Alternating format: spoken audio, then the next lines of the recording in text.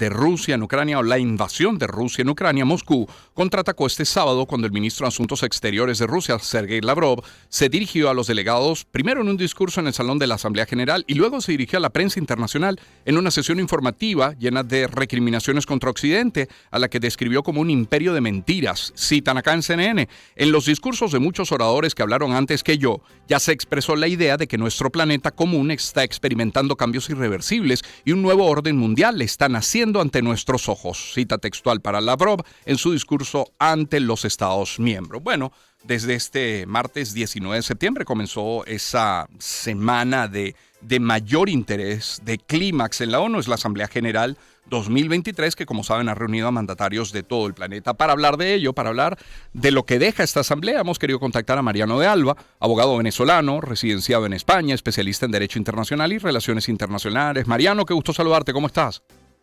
Hola Román, buenos días, muchas gracias por la invitación. A ti por atendernos y por aceptar.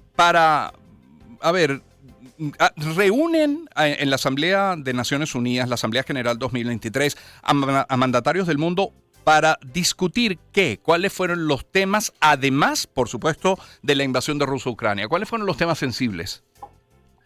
Bueno, creo que fue en primer lugar una Asamblea General bastante particular, ¿no? Porque fíjate que de los 5 países que forman parte o que son miembros permanentes del Consejo de Seguridad, únicamente estuvo el jefe de Estado de Estados Unidos, no estuvo presente ni el presidente de Francia, Emmanuel Macron, ni el primer ministro de Inglaterra, ni tampoco los presidentes de China ni Rusia, de tal manera que yo creo que fue una Asamblea General que en comparación con otras de años recientes vimos un decrecimiento, ¿no?, del interés, sobre todo por parte de los jefes de Estado.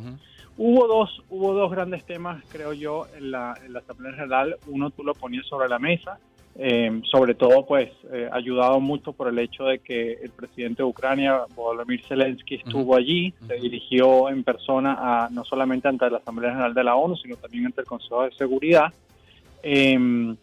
Y el otro gran tema, que yo creo que es un tema importante, es la especie de cumbre o de reunión previa que hubo en la Asamblea General, donde se discutió el avance de los países de las metas o cambio climático. No solamente climáticos, sino también los objetivos del desarrollo sostenible. Y donde pues creo que tanto en el ámbito climático que tú mencionas como en el tema de los objetivos del desarrollo sostenible, pues quedó evidente que los compromisos que asumieron hace años distintos países en Naciones Unidas pues no se están cumpliendo o se están cumpliendo parcialmente y no a la velocidad o la rapidez con la que se debería, ¿no? Entonces creo que de alguna forma fue una especie de pues llamado de atención y tratar también de sincerar un poco la situación. Sí. Ya hay algunos países que anuncian que pues no van a poder llegar al cumplimiento de esos objetivos en el año 2030, sino que esperan hacerlo un poco después. Pero bueno, es evidente que el mundo está viviendo por una situación compleja, no solamente por producto de la guerra de Rusia y Ucrania, que de alguna forma está redibujando, ¿no? Sí. el ámbito geopolítico multilateral, sino que también eso viene aparejado con una crisis económica importante, con cuadros de inflación, escasez, acceso a alimentos pues cada vez más difícil, etcétera, etcétera, y yo creo que eso pues también formó parte del debate. Ahora, con respecto al primero de los temas, a la invasión de Rusia y Ucrania, efectivamente el presidente Zelensky se refirió a lo que ocurre en su país como un genocidio, y voy a citarlo, dice: conocemos los nombres de decenas de miles de niños y tenemos pruebas de cientos de miles de otros secuestrados por Rusia en los territorios ocupados de Ucrania y luego deportados.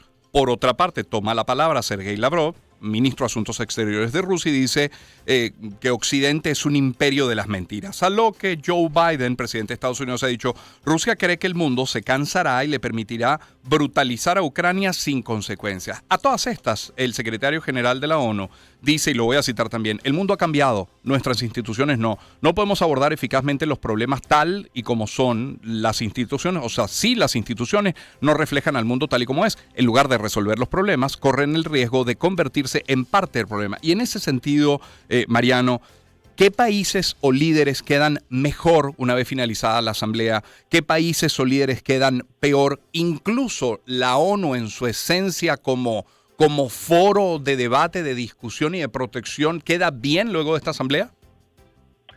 Bueno, yo creo que la ONU queda básicamente como una especie de, efectivamente, como una institución un tanto anacrónica que no se ha actualizado, pero no se ha actualizado, Román, por el propio diseño de la organización, claro, en el sentido de que fue una organización creada al término de la Segunda Guerra Mundial, y para poder actualizarla haría falta un consenso internacional que no existe, porque el mundo está dividido entre Occidente y básicamente ahora pues muy enemistado, con una enemistad creciente entre China y Occidente, y también entre Rusia y Occidente. Entonces, hasta tanto al menos ese grupo de países no llega a un acuerdo sobre cómo, por ejemplo, actualizar la composición del Consejo de Seguridad de Naciones Unidas, va a ser muy difícil avanzar.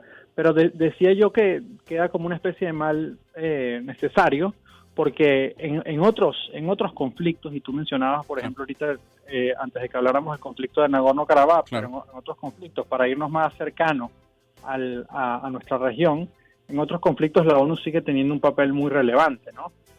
Podemos hablar de nuestro propio país, Venezuela, donde pues la ONU tiene desplegada una serie de actividades humanitarias que son muy importantes y que afectan positivamente la vida de un número importante de personas. Pero, por ejemplo, en el caso de Haití, que vive una situación de seguridad crítica, está previsto que en breve la ONU discuta la posibilidad de enviar una misión de asistencia de seguridad allí para tratar de frenar a los grupos criminales y que el Estado pueda retomar un poco el control del territorio. Entonces, efectivamente, para los grandes temas, la ONU se ha vuelto una burocracia excesivamente grande que se mueve muy lento, pero en otros contextos la ONU puede terminar siendo de alguna forma el remedio de mayor consenso para tratar de afrontar situaciones muy difíciles. Mencionaste a Venezuela y ya para terminar, Mariano de Alba, nuestro invitado, el papel, la actuación, la participación de Venezuela en esta cumbre. Bueno, el presidente Maduro no asistió, lo hizo el canciller, por lo tanto Venezuela fue de los últimos países en intervenir. Yo creo que un tema que preocupa mucho en Naciones Unidas, ¿no? Y también en distintas capitales del mundo, pues es la posibilidad de que Venezuela esté encaminándose a un conflicto con Guyana por la diferencia territorial. Yo creo que lo más conveniente sería que esa disputa, donde pues Venezuela tiene argumentos, obviamente, se dirima en la Corte Internacional de Justicia. Venezuela tiene previsto presentar su contramemoria, sus argumentos de defensa el próximo 8 de abril del año 2024, y luego la Corte tendrá que pronunciarse. Obviamente Venezuela de alguna forma no llega a la mejor posición al juicio porque decidió intervenir en el juicio demasiado tarde, pero al final pues ese es el mecanismo que se está transitando, y pues ojalá la disputa pueda ser resuelta a través de medios pacíficos. Claro. Mariano, gracias por tu tiempo esta mañana. Muchísimas gracias, muchos saludos. Un gusto, feliz día. Mariano de Alba es abogado venezolano residenciado en España, especialista en Derecho Internacional y Relaciones Internacionales. 7:51 de la mañana, permítame cerrar nuestra... hay una nota más que quisiera leer, la tiene Deutsche Welle dentro del panorama internacional, y es que la